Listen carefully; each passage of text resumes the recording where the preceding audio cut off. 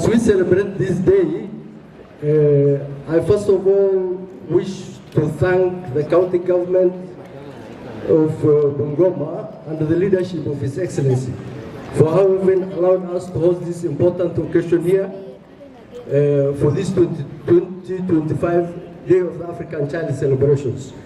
At the same time also, I wish to thank the organizing committee at the county level and the leadership of the county, Deputy County Commissioner, Bungoma South, Master Gidinji, for having done this good work. At the same time, I wish to ask all the members of the organizing committee at the national level, led by the National Council for Children's Services and the State Department for Children Welfare Services. Having said that, we celebrate this day in a no better time, according to me, because we celebrate this day for the first time when we have a State Department dedicated to children's services alone, and we thank His Excellency, the President and the government, for having considered children matters significant and important to have a State Department of their own.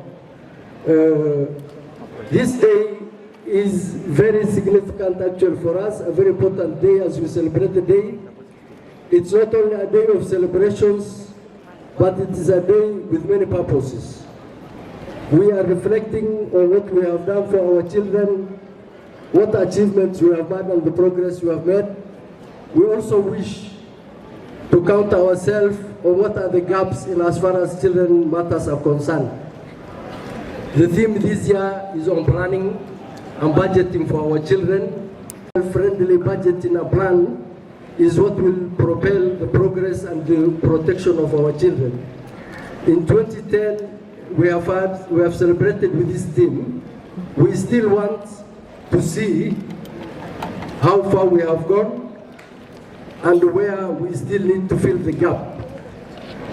We therefore need to urge each and every one of us to make sure that in our planning, whether at a national level or at our county level, we budget and plan for our children in the most friendly possible way, so that we consider the services of our children in terms of promotion and making sure that they are comprehensive and we cover that all our children will require. This day, as has been said earlier, is at the same time also a historic day. We celebrate and commemorate the brave children and the brave boys and girls who lost their life in the Soweto massacre of 1976. This therefore tells us, as it is the clarion call of the African Committee of the Rights and Welfare of the Children, the responsibility and the duty of taking care, protecting and promoting the rights and welfare of our children is an honor that is all of us collectively and individually. We therefore need to stand up collectively and individually to make sure that we protect and promote the rights and welfare of our children at all times and continuously. Our special appeal is to our parents, and we request all our parents who are around, where I'm one of them and all of us I expect here, most of us except for the children are parents, that parenting is one of the major gaps that today we complain a lot as we talk about our children. I therefore wish to remind, urge and request all our parents that we become friends to our children, and we are always there for our children to make sure that our children are not lured into any disadvantages and any false gratification, and actually abusers of our children should not come and fill the gap where the parents should have been taken. However, all of us in the children's sector have a responsibility to make sure that our children are protected. If you look around the banners, you will find many things we say from our children as the vision of the National Council for Children's Services. Our vision is to see a protected and empowered child. And one of the banners here reads, a protected and empowered child is our pride.